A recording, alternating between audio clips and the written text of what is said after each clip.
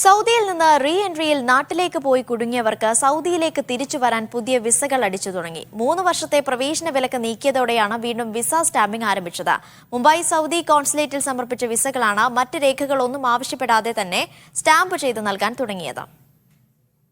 Covid കാലത്തുൾപ്പെടെ re entry വിസയിൽ നാട്ടിലേക്ക് മടങ്ങിയ നിരവധി പ്രവാസികൾക്ക് രാജ്യത്തേക്ക് പിന്നീട് തിരിച്ചെത്താനായിരുന്നില്ല.